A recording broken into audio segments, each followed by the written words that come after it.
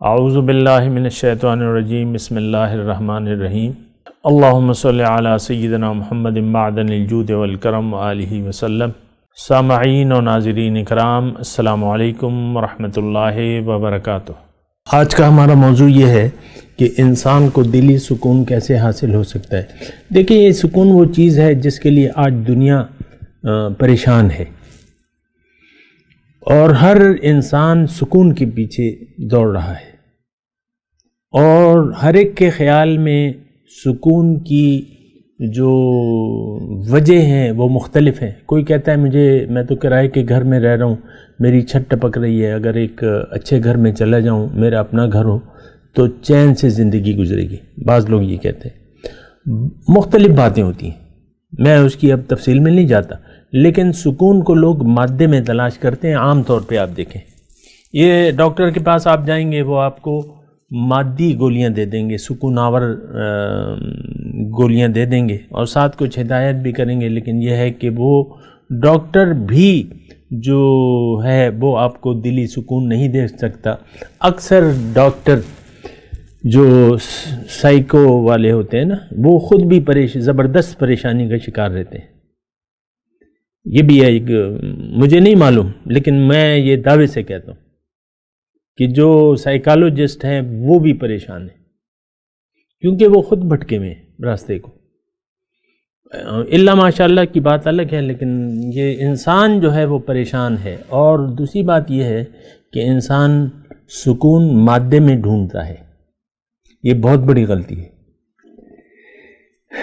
اس کی وجہ یہ ہے کہ یہ اپنے آپ کو پہچان نہیں پایا، اس کی نظر صرف مادے پر ہے، اس کی نظر میں روح یا روحانیت یا ایسی یہ کوئی چیز ہی نہیں ہے۔ عام طور پہ یہ دیکھیں، ہم سب کی دوڑ جو ہے وہ ظاہر کی طرف ہے، اور ہم سب ظاہر کو اصل ہم نے قرار دے دیا ہے اپنی عملی زندگی میں۔ آپ دیکھیں، ایک لڑکی ہے، لڑکا ہے، مرد ہے، جوان ہے، بوڑھا ہے، بوڑھی ہے، وہ سب ان کا خیال ہے کہ بس یہی زندگی ہے، کھاؤ پیو عیش کرو، اور بس وہ ایسے جملے آپ عام طور پہ دیکھیں، بھئی چھوٹی چھوٹی باتوں پہ خوش رہا کرو، پریشان نہ ہوا کرو۔ کوئی کسی کو نصیحت کرتا ہے نا، یا خاوند اپنی بیوی کو، یا بعض اوقات بیوی اپنے خاوند کو، جو نان ایشوز پہ پریشان ہو جاتے ہیں، تو وہ کہتے ہیں چھوٹی چھوٹی باتیں، ان میں خوشیاں تلاش کیا کرو۔ کبھی سنا ہے یہ؟ خوش رہا کریں، خوش رہیں، خوش رکھیں، اور بس یہ ایک ہمارے جو اینکر ہے ان کا یہ جملہ ہے، خوش رہیں، خوش رکھیں، ایسا۔ تو بہرحال دیکھیں، میں آپ کو کہہ رہا ہوں کہ انسان، مختصر بات یہ ہے کہ انسان مادے میں خوشی تلاش کرتا ہے، اور یہ ڈن بات ہے کہ مادے میں سکون نہیں ہے، مٹیریل میں، مادے میں، ظاہر میں، اس میں سکون نہیں ہے۔ یہ بات آپ نوٹ کر لیں، اس پہ آپ بحث مباحثہ مجھ سے کر سکتے ہیں۔ کوئی ایسا طریقہ آپ کو معلوم ہو، مجھے کمنٹ میں لکھیں یا مجھے میسج کریں کہ بھئی تم تو کہہ رہے ہو مادے میں سکون نہیں ہے، لیکن یہ دیکھو یہ فلاں گولی ہے، یہ کھا لو تو بس۔ ہاں، آپ کو ایک لمبی نیند سلا دے تو وہ ایک الگ بات ہے، وہ گولی، یا آپ کو دھت رکھے۔ عام طور پہ آپ دیکھ لیں، یعنی سکون آور چیزیں، نشے کے علاوہ بھی لوگ سکون تلاش کرتے ہیں مختلف چیزوں میں، لیکن وہ اس کا تعلق مٹیریل میں ہے، اس کا تعلق مٹیریل سے ہے۔ لیکن ایک بات نوٹ کر لیں کہ مٹیریل میں پریشانی کے علاوہ کچھ بھی نہیں ہے، یہ بات جو ہے یہ بالکل نوٹ رکھیں۔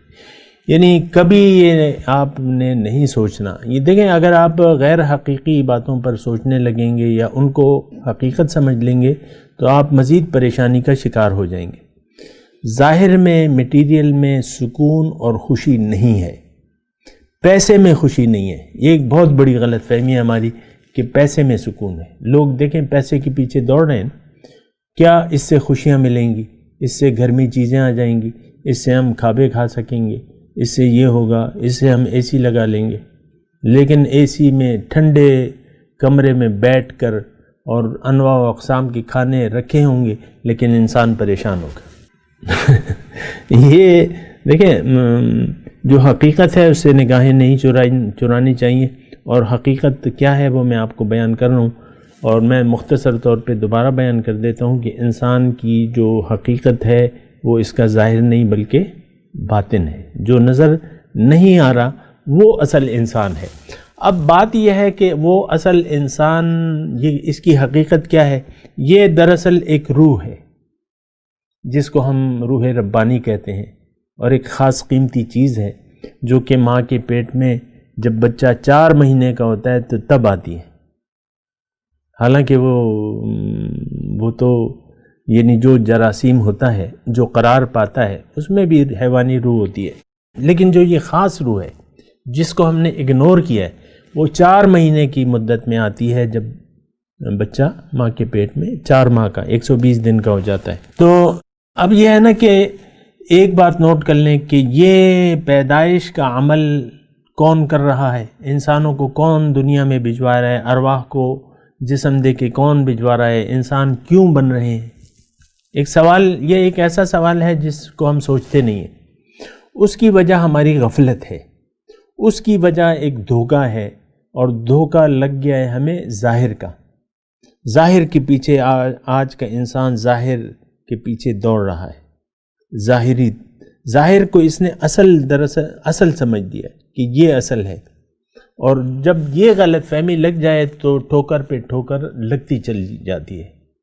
دیکھیں، بنیادی طور پہ اگر آپ ایک غلط فہمی کا شکار ہو جائیں تو پھر یہ ہے کہ وہ سارا ہنڈیا جو پکتی ہے انسانی زندگی کی، وہ ساری خراب ہوتی ہے، وہ ساری غلط فہمیوں پہ مشتمل ہوتی ہے، اور میں اس کی تفصیل میں نہیں جاتا غلط فہمیوں کی، لیکن بنیادی غلط فہمی اگر آپ کو لگ گئی اور آپ نے اپنے ظاہر کو اصل قرار دے دیا تو اب آپ کی دوڑ ظاہر تک ہوگی، نمبر 1۔